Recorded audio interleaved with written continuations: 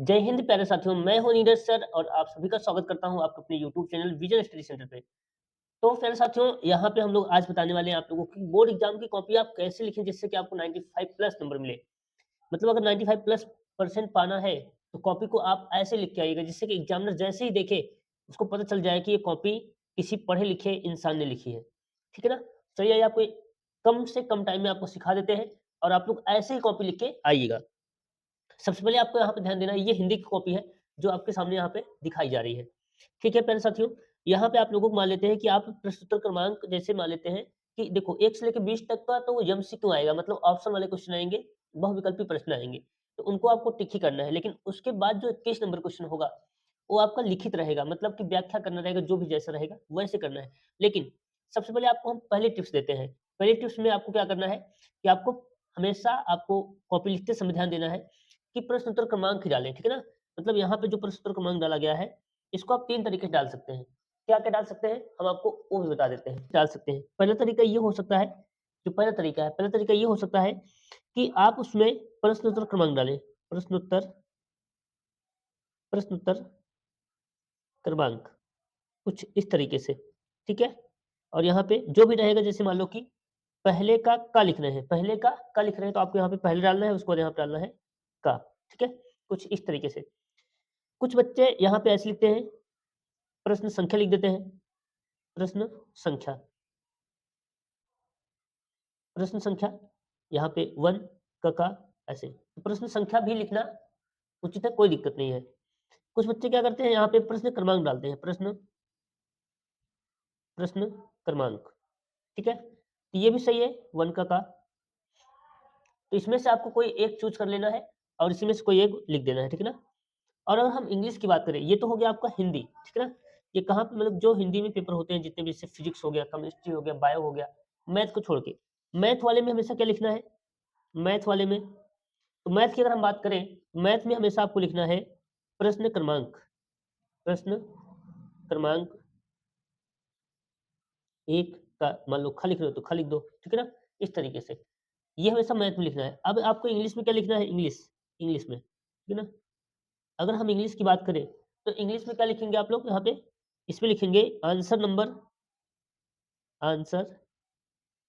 Number, ठीक है? 1 का ए जो भी रहेगा जैसा रहेगा वैसे डाल देना है, ठीक है?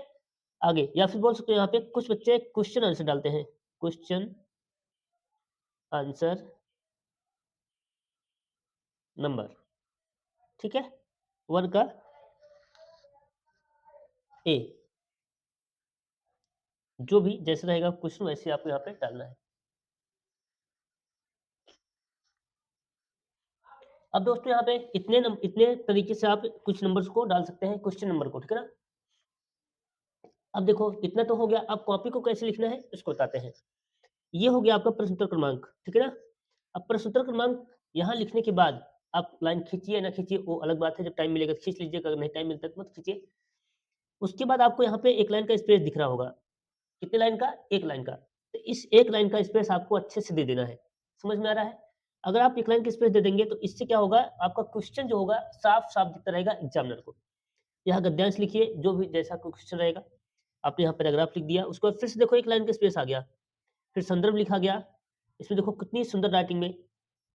अब यहाँ पे भी आपको ये ध्यान देना है कि जो भी मेन वर्ड है, जो भी मेन वर्ड आपको दिखते हैं कि ये इसका मेन है, तो उसको आपको हाइलाइट कर देना है, ब्लैक से लिख के, ठीक है ना? जैसे हिंदी हो गया, भारतीय संस्कृति इसमें है। इन सबको क्या किया गया है? हाइलाइटेड किया गया है। अब हाइलाइटेड करने से फ़ायदा क्या है? एग्ज़ामिनर को तुरंत पता चल जाएगा कि हाँ, ये हिंदी का ही है, भारतीय संस्कृति का लेसन है, ठीक है? और यहाँ पे जैसे ये डॉक्टर राजेंद्र प्रसाद हैं, इनको भी हाइलाइट कर देना है, ठीक है? अगर मान लेते हैं कि आप किसी ब्लैक से नहीं लिख दिए, नहीं लिख पाए, तो आपको क्या करना है, उसको ब्लू से ही लिख के नीचे अंडरलाइन कर देना है। इससे भी ये हाइलाइट हो जाता है। अब उसके बाद व्याख्या करना है, यहाँ पे आप लोग देख सकते हैं व्याख्या कितना सुंदर तरीके से किया गया है इसका, ठीक है ना? अब आगे आपको हम और समझाते हैं कि आगे कॉपी कैसे लिखेंगे, ठीक है? चलिए, अब देखो ये क्वेश्चन फिर से वैसे ही आ गया है, ठीक है? अब यहाँ तक पूरा व्याख्या था, फिर से हमने 1 लाइन का स्पेस दिया, उसके बाद फिर यहाँ पे लिखना शुरू किया। यहाँ पे निर्गुण कौन देश के वासी करके है ये है पद्यांश। पद्यांश को भी सेम ऐसे लिखना है, यहाँ पे संदर्भ वगैरह लिख देना है, जो भी लिखना है, ठीक है ना?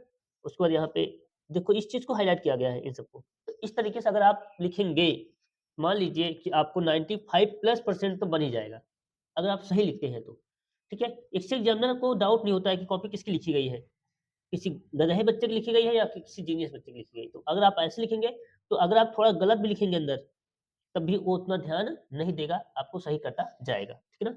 कुछ इस तरीके से आप लोग देख सकते हैं।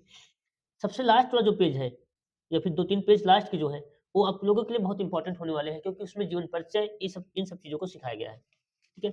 चलिए आइए इसको अगर फ्रेंड्स अगर वीडियो अच्छा लगा है तो वीडियो को आप लोग लाइक करते जाइए और चैनल को सब्सक्राइब कर लीजिए, ठीक है? तभी तो आपका 95% आएगा, ठीक है? चलिए, अब देखो जीवन परिचय की बात करते हैं, जीवन परिचय कैसे लिखेंगे आप? जीवन परिचय प्रस्तुत क्रमांक हमने बता दिया कि कैसे डालना है, कैसे क्या करना है। अच्छे से इसको डाल देना है, 1 लाइन का स्पेस देना है, उसके बाद फिर यहाँ पे जीवन परिचय लिखना है, जिस जिस भी कवि का या फिर जिस भी लेखक का लिखना है, उसका यहाँ पे नाम दे देना है।